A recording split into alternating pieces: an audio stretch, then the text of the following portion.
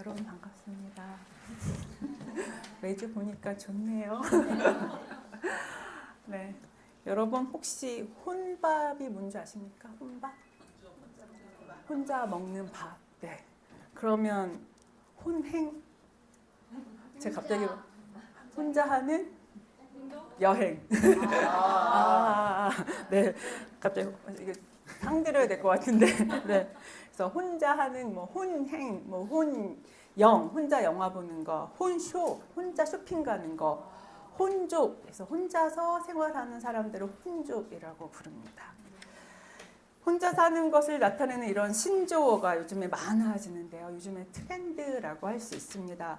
요즘에는 혼자서 뭘 하는 게 예전처럼 어색하거나 부끄럽지 않고 오히려 자연스럽고 당연한 것처럼 여겨집니다. 저도 몇 주 전에 혼자서 여행을 갔거든요. 엄청 걱정했습니다. 사람들이 날 이상하게 보면 어떡하지? 나이 든 여자가 막 헤매면서 다니면 얼마나 처량하고 이상하게 볼까를 생각했는데 저 말고도 혼자서 여행하는 사람 너무 많고요.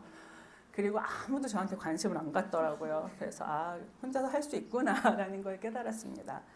요즘엔 정말 혼자서 뭘 하는 게 그렇게 어색하거나 부끄럽지 않고 자연스럽다는 것을 새삼 느꼈습니다.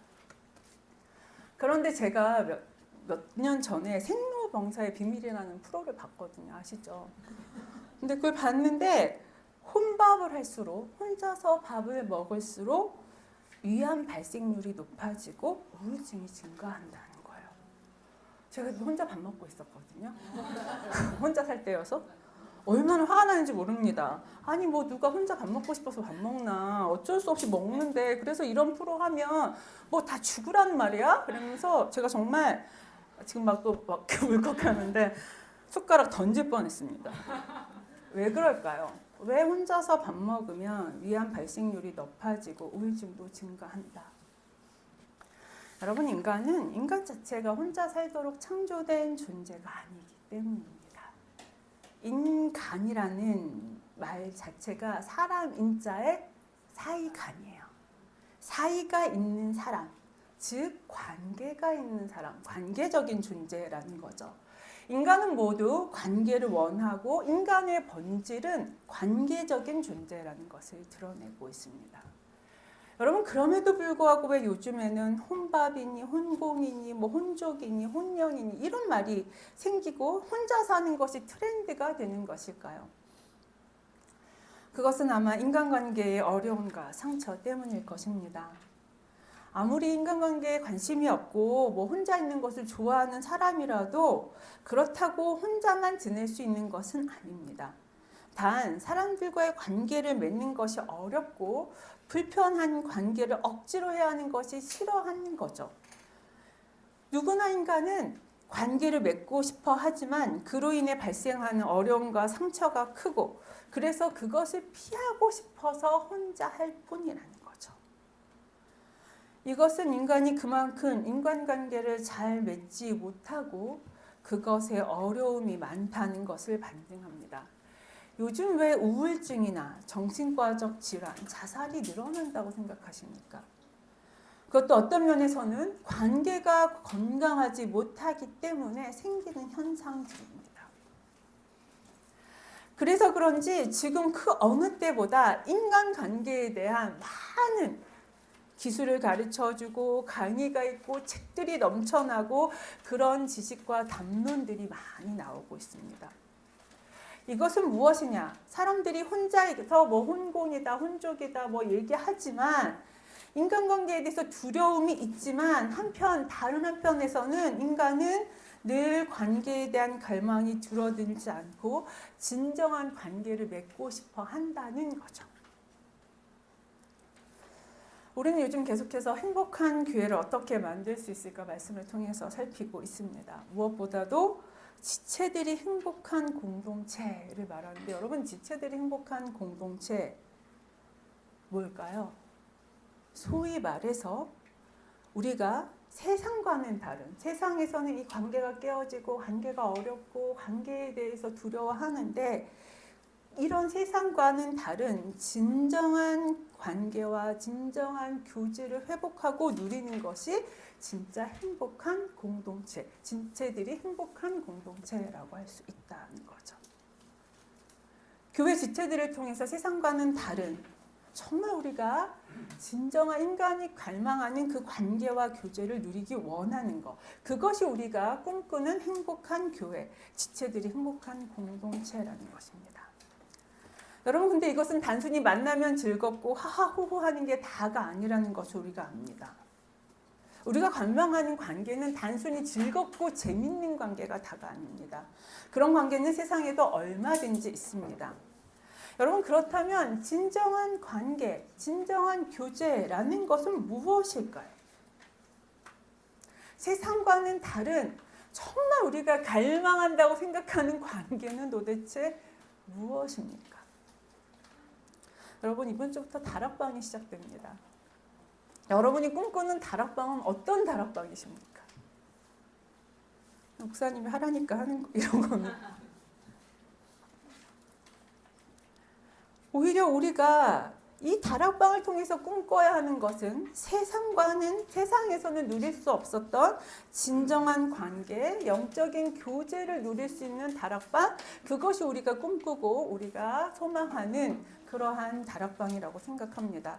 근데 문제는 우리가 어떤 게 영적인 교제고 어떤 게 진정한 관계인지 잘 모른다는 거죠. 오히려 그래서 어떻습니까? 교회가 세상보다도 못할 때가 더 많다라는 거예요.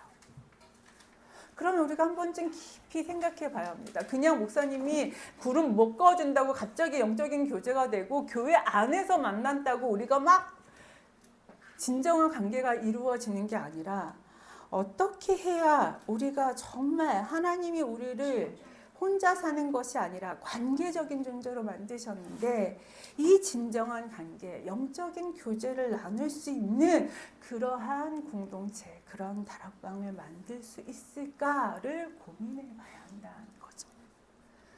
우리가 오늘 이 다락방 시작을 앞둔 시점 앞에서 이 말씀을 통해서 한 번쯤 우리가 살펴보기를 원합니다. 첫 번째 우리가 추구해야 할 영적 교제, 영적 관계는 무엇이냐? 복음의 능력과 은혜가 실현되는 관계 공동체를 만들어야 합니다. 여러분, 좀 중요합니다. 제가 다시 한번 얘기하겠습니다. 복음의 능력과 은혜가 실현되는 관계 공동체를 만들어야 합니다. 사실 오늘 주제는 이거 끝이에요. 이것만 기억하시면 됩니다. 여러분, 우리가 먼저 진정한 관계를 맺기 위해서 중요한 것이 있는데 우리가 계속해서 목사님의 앞에 설교에서 배웠듯이 진정한 관계를 맺기 위해서 우리에게 필요한 것은 하나님께 배워야 한다라는 겁니다. 우리가 관계에 대해서 배울 때 어떻게 하면 인간관계를 잘할까 할 때 뭐 유명한 강사나 심리학 책을 찾는데 사실 하나님께서 우리와 어떻게 관계를 맺으셨는지를 잘 살펴보면 관계에 대해서 제대로 알 수 있습니다. 왜냐하면 하나님이야말로 관계의 존재, 관계적인 존재이시기 때문입니다. 여러분, 하나님께서 이 땅을 창조하신 이유가 무엇입니까? 하나님은 부족함이 없으셨어요. 자기 하나만으로도 스스로만으로도 완벽하시고 부족함이 없으신 분이신데 세상을 창조한 이유는 딱 하나입니다. 뭐 하기 위해서? 관계를 맺기 위해서, 사랑의 관계를 맺기 위해서였어요. 삼위일체 하나님께서 완벽한 관계 속에서 서로 사랑과 생명을 누리고 계셨지만 하나님은 이 사랑의 관계를 확장시키시고 더 관계를 만드시기 위해서 이 세상을 창조하셨다는 거예요. 하나님이야말로 관계의 존재시라는 거죠. 나아가 오늘 본문 1절에 3절에 보면 다음과 같이 말합니다. 여러분 1절에 3절을 한번 같이 보시겠어요? 태초부터 있는 생명의 말씀에 관하여는, 생명의 말씀 누구죠? 예수님이죠. 그 예수님에 관하여는 우리가 들은 바요, 눈으로 본 바요, 자세히 보고 우리의 손으로 만졌다. 그리고 이 생명이 나타났다라고 얘기하죠. 이 생명이 나타나신 바 됐는데 이 생명이 어떻게 나타나셨느냐? 이 영원한 생명을 우리가 보았고 증언하여 너에게 전하니 이는 아버지와 함께 계셨다라고 해요. 이 영원한 생명 대신 예수님이 아버지와 함께 영원한 사랑의 교제를 나누시고 계셨습니다. 근데 우리에게 나타내신 바 됐다는 거예요. 그래서 우리가 그 영원한 생명을 보고 증언하게 되었다는 거죠. 그러면서 이 우리가 보고 들은 바를 증언하는데 왜 이렇게 증언하느냐라고 말했을 때 3절에 뭐라고 얘기하냐면 너희로 우리와 사귐이 있게 하려 함이다. 너희랑 우리랑 관계, 교제를 하기 위함인데 중요한 것은 우리의 이 사귐은 누구로부터 더불어 누리는 거래요? 아버지와 그의 아들 예수 그리스도. 자, 하나님 아버지와 예수님, 사실 성부, 성자, 성령 하나님까지 완벽하게 아름다운 교제를 함께 누리고 계셨습니다. 근데 이 하나님께서 예수님을 이 땅에 우리의 눈에 보이고 손으로 만질 수 있게 이 땅에 나타내신 바 되게 하신 이유는 무엇이냐면 우리가 이제 뭐예요? 하나님께서 그 아름다운 교제를 나누시던 것을 누구와 나누시기 원하시는 거예요? 우리와 나누기 원하신다라는 겁니다. 즉 아버지와 예수 그리스도께서 우리와 함께 교제를 나누시기 위해서 이를 위해 생명 되신 예수님께서 이 세상에 오셨다라는 거죠. 이 생명의 말씀 되신 예수님을 만난 사람들, 그 사람들은 하나님과 사귐을 누리게 되고 이제 이 영원하신 생명을 보았던 그리고 만져보았던 그 사람들이 또 다른 사람에게 이 영원한 생명에 대해서 증언하고 알려줌으로써 자기들이 하나님과 예수님과 누렸던 이 사귐을 누구도 이제 너희도 더불어 누리고 우리가 함께 그 예수 그리스도를 전하면서 우리도 함께 누리기 위해서 내가 이것을 전한다라는 거죠. 자, 이 구절을 통해서 우리가 알 수 있는 것은 하나님께서 우리와 진정한 사귐을 나누기 위해 예수님을 보내신 것이고 하나님께서 우리와의 사귐, 우리와의 교제를 얼마나 소중히 여기시는지를 알게 됩니다. 그리고 나아가서 인간관계도 궁극적으로는 하나님과의 관계가 하나님과의 이 교제와 사귐이 전제될 때 제대로 된 사귐과 교제가 가능하다라는 거죠. 제가 좀 어렵게 설명했는데 예수님께서 이 땅에 오신 이유가 뭡니까? 우리를 구원하기 위함이지만 궁극적으로 우리를 구원한다는 것은 하나님과의 관계를 회복하여 사귐을 누리게 하시기 위함이라는 거예요. 여러분 구원이란 단순히 죄에서 구원받아 천국 가는 게 다가 아니라 여러분 천국 가서 뭐 하실 거예요? 12진주문의 황금길 서울에도 있어요. 그렇게 좋은 데 많아요. 그게 우리의 목적이 아니잖아요. 그건 은유적인 표현이고 하나님과 진정한 사랑의 관계를 누리기 원한다는 거죠. 복음은 바로 그것입니다. 즉 하나님은 죄로 말미암아 깨어진 인간과의 관계를 회복하기 위하여 예수님을 이 땅 가운데 보내셨고 예수님께서 이 땅 가운데 행하신 모든 일은 관계 회복의 길이었다라는 겁니다. 그렇기 때문에 우리가 이것을 통해서 알 수 있는 것은 하나님 관계에서의 본질은 누구를 통해 드러나냐면 예수님을 통해서 드러나고 우리가 관계를 어떻게 회복하고 맺어갈지는 바로 하나님께서 예수님을 통해서 우리에게 어떻게 행하셨는지 즉 관계를 배우려면 관계를 회복하고 싶다. 우리가 정말 깊은 관계로 나가고 싶다. 그러면 어떻게 해야 되느냐? 정말 하나님께서 깨어진 관계를 회복하기 위해서 예수님을 통해서 어떻게 행하셨는지를 통해서 우리가 배울 수 있다라는 거예요. 그래서 우리가 관계에 대해서 배우시려면 유명한 강사를 쫓아가는 게 아니라 하나님께서 어떻게 하셨는지 하나님께서 예수님을 통해서 어떻게 하셨는지를 통해서 배우는 게 진짜라는 것입니다. 그런데 하나님께서 우리의 관계를 회복하기 위해서 예수님이 우리에게 이 땅에 오셔서 하신 것이 무엇입니까? 예수님이 인간의 몸으로 이 땅에 오셔서 십자가에 죽으시고 부활하신 거죠. 이게 뭡니까? 복음이에요. 복음. 그게 복음이죠. 예수님께서 이 땅에 행하신 모든 것을 우리는 복음이라고 부릅니다. 기쁜 소식이라는 거죠. 그렇다면 하나님과 우리와의 관계에서의 본질은 뭐예요? 복음이라고 말할 수 있습니다. 관계 회복의 열쇠는 복음이고, 오늘 우리 오베드로 집사님이 제 마음을 아셨나 봐요. 다시 복음 앞으로 깜짝 놀랐는데 복음이 모든 관계의 가장 중요한 기초라는 거예요. 여러분, 이것은 하나님과 우리와의 관계에서만, 하나님이 우리의 죄 많은 인간을 구원하시기 위해서 그 관계를 회복하시기 위해서 복음이지라고 하는 것이 아니라 그것은 인간 사이의 관계에서도 마찬가지입니다.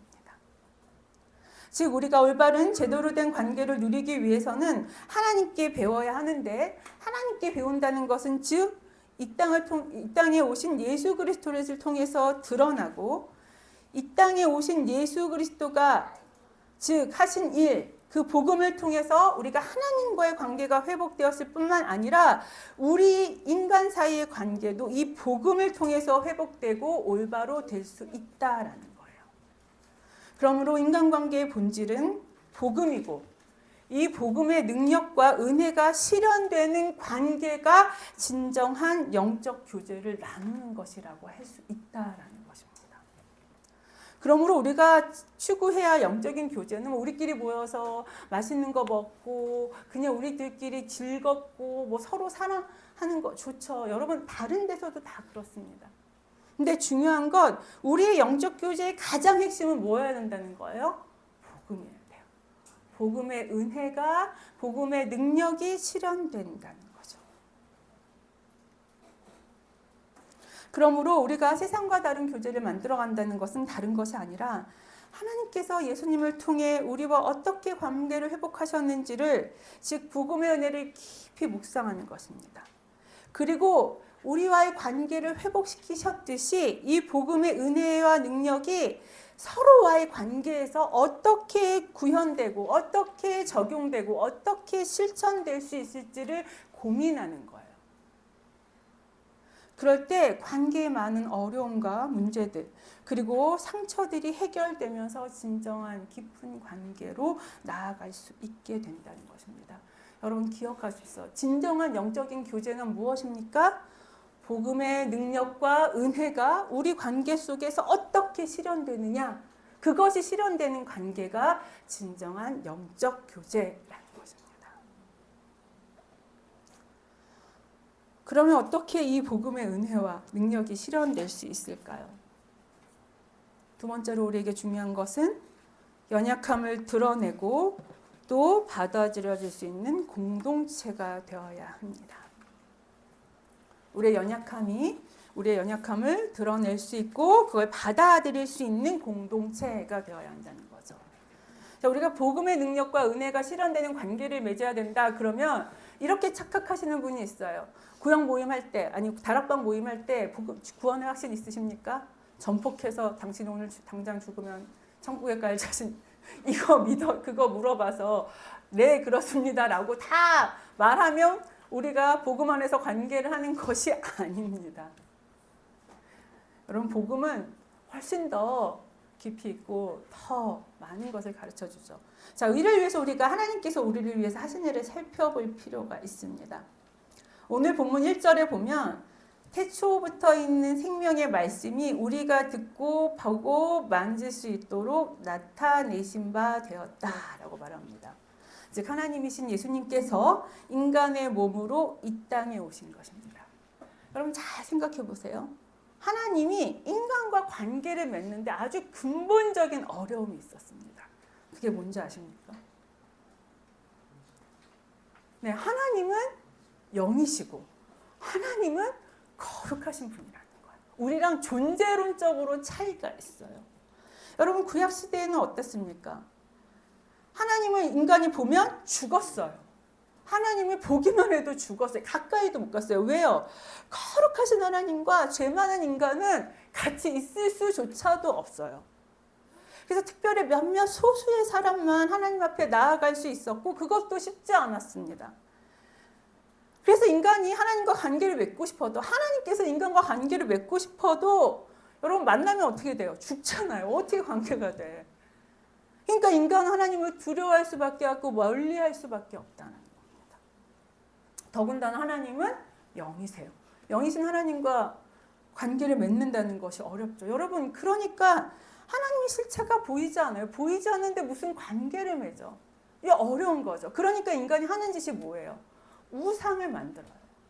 여러분, 우상을 만드는 게 인간이 다 나빠서가 아니라 뭔가 하나님 보이지 않잖아요. 우리는 실체를 원하고 뭔가 보여야지 관계도 맺을 수 있다라고 생각하는데 하나님은 영이시니까 보이지 않으시니까 관계가 어려우니까 자기 마음대로 생각해서 우상을 만들고 그러면서 범죄하고 하나님으로부터 멀어지는 겁니다. 즉 하나님과 우리는 존재론적으로 관계를 맺기가 어려웠다는 거예요. 그래서 하나님께서 하신 일이 무엇입니까? 하나님 자신이 귀로 듣고 눈으로 볼 수 있고 손으로 만질 수 있는 인간의 모습으로 우리에게 나타나신 것입니다. 영이시고 시공간의 제한을 받지 않으시고 초월자가 되시는 하나님께서 시공간 안으로 들어오셔서 자기 자신을 제한하셨고 전능하신 그분이 스스로 연약해지신 것입니다. 즉 하나님은 우리와 교제하기 위해서 관계를 맺기 위해서 자기 자신을 비우십니다. 자기 자신을 비운다는 말이 어려운데요. 그냥 우리가 하나님께 스스로 약해지기를 선택하신 거예요. 연약해지기로. 여러분, 여기서 우리가 굉장히 중요한 인간관계의 원리를 배우게 됩니다. 여러분, 연약함은 우리의 관계를 만들어가는 중요한 통로입니다.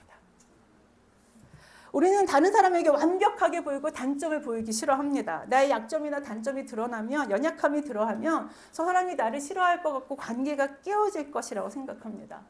그래서 그거 안 보이려고 엄청 우리 관계하면서 애써요. 그런데 여러분 자세히 생각해 보십시오. 생각해 보면 너무 완벽하고 대단한 사람은 도리어 가까이 가기 힘들어요. 그런 사람은 부러워하고 칭찬을 할지 모릅니다. 근데 관계는 안 맺어요. 그렇지 않습니까? 너무 잘난 사람, 너무 똑똑한 사람, 너무 대단한 사람, 아우 대단하다, 아우 좋아 보인다, 칭찬하고 좋아할 수는 있지만 깊은 관계 안 된다는 겁니다. 왜 그럴까요? 우리 모두 연약한 자이기 때문이죠. 우리 자신이 연약하고 흠이 많다는 것을 알기에 우리는 대단하고 완벽한 사람을 좋아하는 것이 아니라 오히려 우리와 다를 바 없이 연약하고 부족하다는 것을 알 때 동질감도 느끼고 욕하면서도 관계가 되는 거예요. 사실. 그래서 전능하신 하나님께서 스스로 연약해지시길 선택하신 겁니다. 우리와 전혀 다른 존재가 아니라 우리와 똑같이 느끼시고 아파하시고 우시고 배고파하시는 연약한 분이 되셨고 그제서야 인간이 하나님과 진정한 사귐, 깊은 사귐 가운데로 나갈 수 있게 된 것이라는 겁니다. 여러분 그렇기 때문에 연약함이야말로 우리 연약하기 때문에 관계가 방해가 된다고 생각하는데 그게 아니라 연약함이야말로 진정한 관계로 나아가는 통로입니다. 그러므로 연약함을 내어놓거나 드러나는 것을 부끄러워하거나 감추려고 해서는 안 됩니다. 여러분 진정한 관계가 되려면 내 연약함을 드러내는 데서 미안하지만 시작이 돼요. 내 연약함까지도 보여줄 수 있을 때, 내 있는 모습 그대로를 보여줄 수 있을 때 여러분 그게 진정한 관계 아닙니까? 우리가 원하는 관계가 그런 관계 아닙니까? 그러므로 자신의 연약함이 드러나는 것을 두려워하지 말고 그것을 내어놓을 수 있는 용기를 가지는 게 진정한 관계를 맺어가는 방법이라는 거죠. 물론 그것은 두려운 일입니다. 내가 연약함을 드러내면 어떡합니까? 그것을 꼭 공격하고 비난하고 이용하는 자들이 있어요. 왜? 여러분들이 연약함 내어놓기 싫어하는 이유를 잘 압니다. 여러분 하나님께서는 어떻게 하셨습니까? 연약한 몸으로 왔을 때 인간들이 어떻게 했어요? 조롱하고 비난하고 함부로 하고 심지어 십자가에 죽이죠. 그런데 여러분 그런 자들 때문에 그런 사람들 때문에 우리가 위축되면 진정한 관계를 맺을 수 없다라는 겁니다. 그런 자들은 자신의 연약함을 감추려고 그런 자들은 관계를 맺을 줄 모르는 오히려 두려움에 떠는 자들이기 때문에 괜히 공격하고 비난하는 겁니다. 만약에 예수님께서 그런 자들을 두려워하셨다면 인간의 모습으로 오지 못하셨습니다. 그러나 그런 상처와 그런 비난과 그런 조롱 때문에 위축되지 않고 오히려 자신의 연약함을 드러내셨을 때 오히려 그 연약함 때문에 예수님께 다가오는 자들, 하나님께 다가오는 자들, 손을 내미는 자들이 있었다라는 거죠. 동일한 연약함과 약함을 가진 자들이 그분께 다가오고 그분 안에서 생명을 발견하고 진정한 관계를 누리게 된 것이죠. 그러므로 여러분, 사람들의 공격과 비난을 두려워하지 말고 내 연약함을 솔직하게 그대로 드러낼 수 있어야 합니다. 그리고 이렇게 자기의 연약함을 드러내어 놓을 수 있는 사람이 다른 사람의 연약함도 공감할 수, 용납할 수 있어요. 히브리서 4장 16절에 보면 우리에게 있는 대제사장은 예수님이시죠. 우리의 연약함을 동정하지 못하실 리가 아니요. 모든 일에 우리와 똑같이 시험을 받으신 이로되 죄는 없으시니라 라고 말합니다. 여러분, 이미 하나님이시기에 예수님은 우리가 갖는 시험, 우리의 연약함 다 알고 계세요. 그러나 친히 예수님께서 우리 인간과 같이 연약해지시고 그 고난을 체험하셨기 때문에 더 깊이 동정하시고 공감하셨습니다. 여러분, 우리도 마찬가지예요. 우리 자신의 연약함을 경험하고 깨달을 때 다른 이들을 훨씬 더 잘 이해하고 받아들일 수 있습니다. 내 연약함을 드러냈을 때 다른 사람의 연약함도 용납이 되는 거예요. 물론 다른 이의 연약함과 단점을 받아들이기 힘들 때가 많습니다. 여러분, 쉽지 않다는 건 압니다.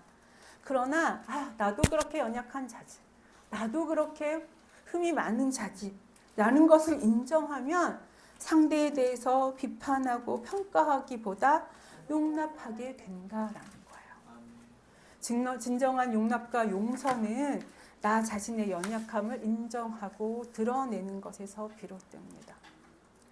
그러므로 우리 모두 자신의 연약함을 인정하고 그것을 솔직하게 내어놓을 수 있는 용기를 가집시다.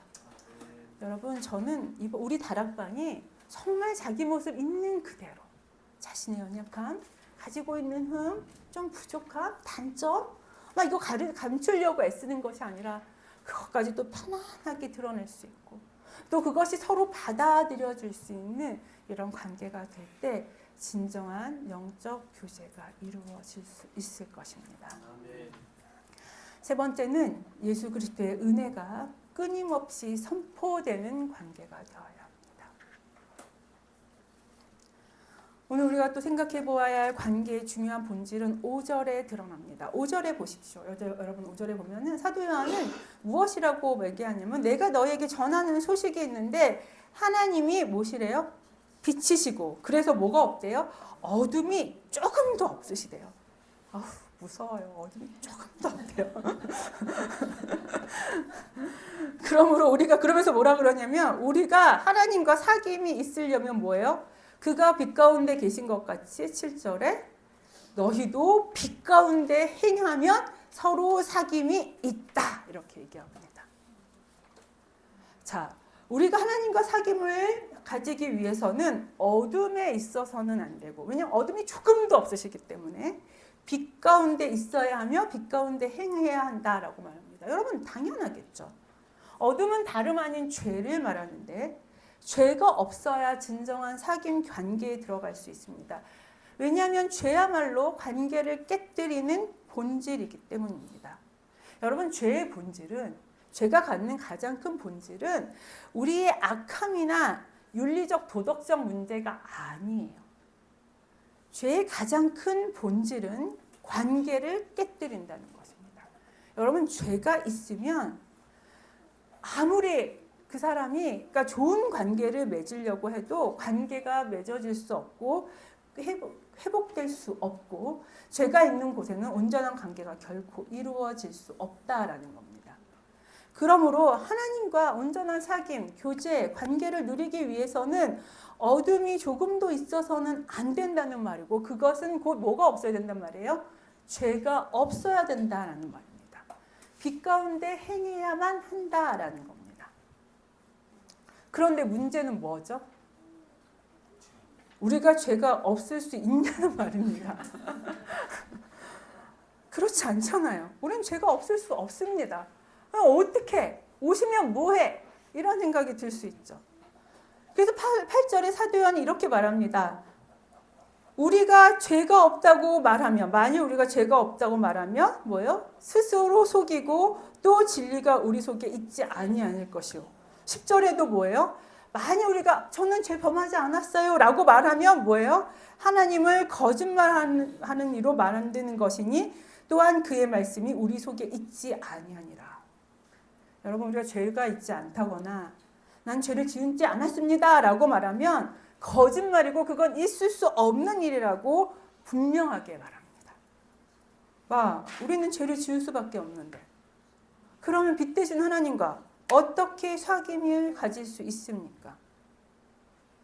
빛 가운데 행해야만, 여기 보면 그가 빛 가운데 계신 것 같이 7절에 빛 가운데 행해야만 우리가 사귐이 있을 수 있다고 하는데 우리가 그럼 어떻게 빛 가운데 행할 수 있습니까? 라는 것을 묻게 되는 거죠. 여러분, 우리가 빛 가운데 행한다는 것을 자세히 살펴볼 필요가 있습니다. 여러분, 여기서 빛 가운데 행한다는 것은 내가 죄를 짓지 않는다라는 말이 아닙니다. 내가 죄를 짓지 않으려고 그러면 가능해요? 안 돼요? 안 돼요. 첫 번째로 우리가 빛 가운데 행한다는 것은 빛 가운데 우리 죄가 드러나는 것입니다. 빛이 어둠에 가렸던 것들을, 모든 것들을 들춰내는 것처럼 빛 가운데 나아가면 우리의 어두웠던 죄가 낱낱이 드러나는 겁니다. 즉 죄를 감추고 숨기고서는 진정한 관계가 될 수 없습니다. 그러기에 빛이 모든 것을 밝히 드러내듯 우리가 그리스도 안에서 교제하려면 죄가 드러나고 드러내야 한다라는 거죠. 하나님은 우리가 죄를 지을 수밖에 없는 존재라는 것을 아세요. 그렇기 때문에 하나님께서는 교제하려면 빛 가운데 행하라는 것은 빛 가운데 그 죄를 드러내라는 것입니다. 즉 빛 대신 하나님 말씀을 통해서 자기의 죄가 드러나야 됩니다. 우리의 교제 속에서 죄가 드러나야 합니다. 나도 알지 못했고 때로는 숨기고 인정하려 하지 않았던 죄가 우리의 교제 속에 드러날 때 그것이 빛 가운데 행하는 거라는 거예요. 여러분, 간혹 우리가 모이면 서로 잘하는 것만 지켜 세워주고 칭찬만 하는 경향이 있습니다. 여러분, 저는 굉장히 좋은 우리의 문화라고 생각해요. 하지만 이렇게 칭찬만 하고 지켜 세워주기만 하는 게 좋은 관계는 아닙니다. 잘 기억하세요. 여러분, 이게 좀 어려운데 서로 좋은 얘기만 해주는 게 정말 좋은 관계냐? 그렇지 않다라는 겁니다. 오히려 진정한 관계는 무엇이 잘못되고 무엇이 죄인지가 서로에게서 드러납니다. 말씀을 나누는 가운데 또 서로의 모습 속에서 나의 어두움과 죄악들이 드러나는 거예요. 여러분들이 관계를 맺다 보면은 자꾸만 내 모습이 드러나고 내 죄악이 드러나고 내 허물이 드러나는 것 같을 때 그게 뭐예요? 관계 속에서 빛 가운데 행하는 거라는 거예요. 이건 관계를 어렵게 만드는 것이 아니라 오히려 진정한 관계로 나아가는 길입니다. 여러분, 어둠과 죄가 해결되어야 진정한 사귐으로 나아갈 수 있기 때문에 내 이 죄가 드러나는 것, 관계 속에서 이것들이 들추어내어지는 것, 이것이 굉장히 중요하다라는 거예요. 자, 이렇게 죄가 드러났을 때요. 그 다음 어떻게 하라고 얘기합니까? 빛 가운데 행한다는 것은 죄가 빛 가운데로 드러나고 그 죄를 9절에 만일 우리가 우리 죄를 뭐 하래요? 자백해요. 자백하는 것이 중요합니다. 자백한다는 것은 스스로 그 죄를 인정하고 고백하는 것입니다. 여러분, 다른 이들이 그의 죄를 지적하고 정죄하고 신문에서 자백을 얻어내는 것이 아니라 빛 가운데 있다 보면 뭐예요? 자연스럽게 내가 드러나요. 자연스럽게 내 죄를 인식하게 됩니다. 그랬을 때 뭐예요? 그것을 인정하고 처절하게 고백하는 것입니다. 자신의 죄와 문제를 솔직히 다른 이들에게 내어놓고 도움을 요청하는 거예요. 자백한다는 말은. 사실 우리는 죄를 하나님께만 고백하면 됐지 뭐 자백 지체들과의 관계에서는 오히려 감추어야 되는 게 아니냐라고 생각할 수 있습니다. 오히려 이런 얘기 했다가 시험 들어서 오히려 관계가 더 안 좋아지는 거 아니냐 이렇게 얘기할 수 있습니다. 물론 그렇습니다. 여러분 지혜롭게 하시긴 하셔야 돼요. 근데 우리가 그래서 앞에서 뭘 봤냐면 연약함이 받아들여질 수 있고 연약함을 드러낼 수 있는 공동체가 먼저 돼야 돼요. 내 연약함을 다 드러낼 수 있는 그런 안전한 공동체가 되는 것이 중요합니다. 그런데 나아가서 죄를 이렇게 자백할 수 있어야 한다는 거죠. 다른 사람들 앞에. 왜냐? 이런 죄의 자백이 중요한 것은 우리가 죄를 알아도 스스로 해결할 수 없을 때가 훨씬 더 많습니다. 그렇죠. 오히려 공동체 앞에 자백하기만 해도 죄의 사슬들이 끊어져 죄를 이길 수 있는 힘을 얻기도 한다는 거죠. 여러분 담배 끊을 때 제일 먼저 해야 되는 일이 뭔지 아십니까? 저는 안 해봤습니다. 나 담배 끊는다고 다른 사람들한테 말해야 돼요. 무슨 말씀인지 알겠어요? 자백하는 게 왜 중요하냐? 아까 우리가 죄를 지을 수밖에 없잖아요. 우리 안 지을 수 없단 말이에요. 근데 빛 가운데 우리 죄를 드러내는 것만으로 끝나면 무엇입니까? 또 죄 계속 져요. 그런데 자백하고 내가 정말 사랑하는 안전한 공동체에 나는 이 죄를 어떻게 할 수 없다라고 하지만 나는 이런 안약함과 죄가 있다라는 것을 자백하면 뭐예요? 이게 여러분들이 공동체 앞에 자백하는 그것만으로도 죄를 이길 수 있는 힘이 생기고 죄의 사실들이 끊어지는 경험들이 있다. 그래서 공동체 관계가 중요하다는 거예요. 자, 이렇게 죄를 자백하는 자들에게 그럼 자백하고 끝이냐? 아닙니다. 하나님께서 어떻게 하십니까? 7절 하반절에 뭐라고 얘기하죠? 그 아들의 예수의 피가 우리를 모든 죄에서 깨끗하게 하신다라고 얘기합니다. 9절에도 뭐라고 얘기하면 우리가 우리 죄를 자백하면 그는 미쁘시고 오르사 우리 죄를 사하시며 우리를 모든 불의에서 깨끗하게 하신다라고 얘기합니다. 즉 예수 그리스도로 말미암는 복음의 은혜를 지금 자백하는 자에게 선포해 주시는 거예요. 우리는 죄를 지을 수밖에 없고 하나님과 교제, 하나님과의 관계, 하나님과의 사귐 이룰 수 없습니다. 그러나 우리가 빛 가운데 우리 죄를 드러내고 자백하면 예수님께서 그의 피로 우리의 죄를 사하시고 깨끗하게 하셔서 관계의 모든 장애물을 없애시고 진정한 하나님과의 사귐이 이루어지게 하신다는 겁니다. 복음의 은혜가 선포될 때 하나님과의 관계, 하나님과의 사귐이 가능해지는 거죠. 여러분 우리 사회 관계에서도 마찬가지입니다. 관계에 어려움이 있을 때 그냥 덮고 넘어가지 말고 먼저 자신의 죄를 자백하셔야 돼요. 남의 죄를 지적하는 게 아니라 자백이라고 그랬어요. 다른 이의 잘못과 실수를 비난하기보다 자신의 죄를 자백하고 관계의 어려움과 문제를 도와달라고 빛 가운데 드러낼 때 그럴 때 우리는 서로 어떻게 해야 됩니까? 예수 그리스도의 복음을 선포하는 거예요. 그때 더 이상 죄가 그 사람과 우리의 관계를 지배하지 못하도록 예수 그리스도의 십자가의 은혜, 그 피가 우리를 모든 죄에서 깨끗게 하셨다라는 것을 선포하는 거예요. 그럴 때 예수 그리스도의 피가 우리 죄를 깨끗하게 하시며 우리를 진정한 사귐으로 인도하여 가시는 것입니다. 그 복음의 능력을 믿고 서로에게 그 복음의 은혜를 선포해 주는 거예요. 그때 선포해 주는 거예요. 관계의 회복은 오직 복음의 은혜를 통해서만 가능합니다.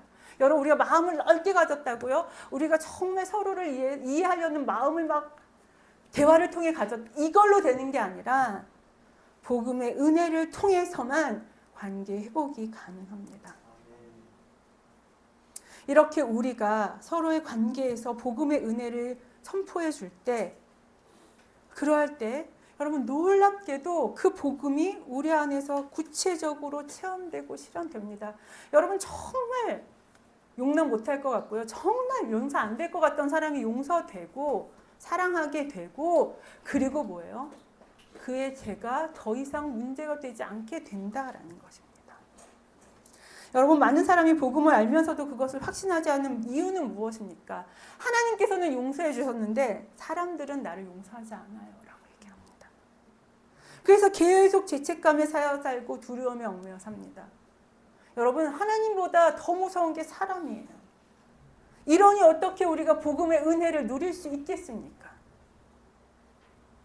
예, 여러분 맞습니다. 우리는 열악해서 다른 이의 죄악 앞에 판단하고 정죄하기 쉽습니다. 비난하고 어머 어쩌면 저럴 수 있어. 이렇게 우리가 반응하기 쉽습니다. 그러나 그에 앞서 우리야말로 우리가 받은 복음의 은혜와 능력이 있지 않습니까?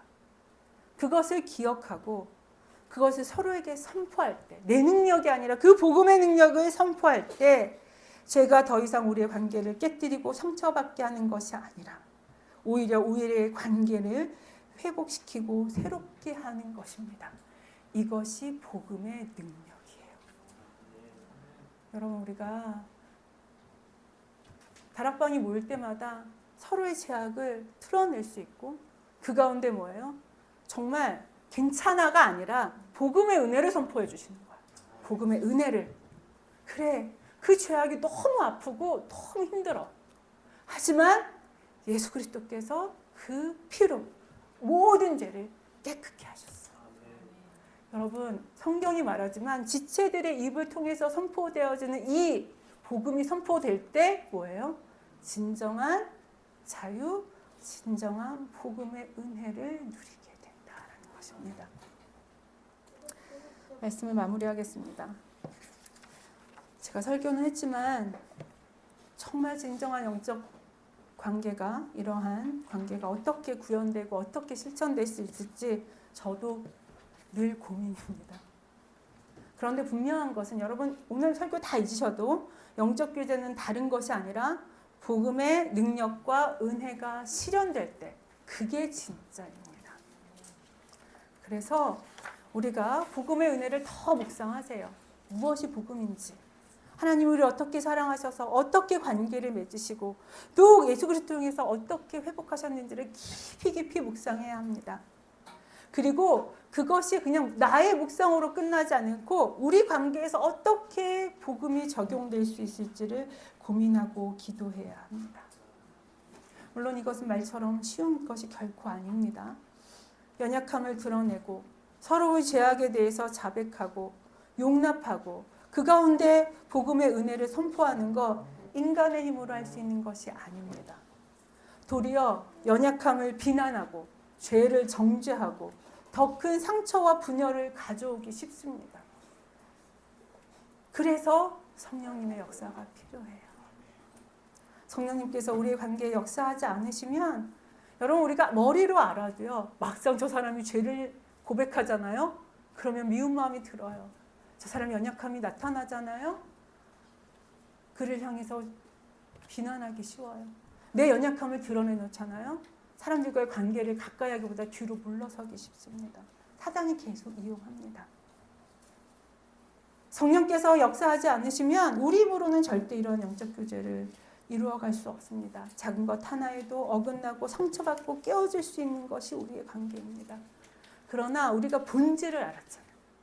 본질을 알았으니까 그 본질을 붙들고 성령님의 역사를 간구할 때 성령님께서 우리에게 은혜를 주셔서 이런 복음의 능력과 은혜가 우리 가운데 실현되게 하실 것입니다. 바라긴 우리 시작하는 다락방이, 우리 행복한 산울교회 공동체가 우리의 관계가 다른 것이 아니라 복음의 능력과 은혜가 체험되고 구체화되는 그런 교회 되기를 원합니다.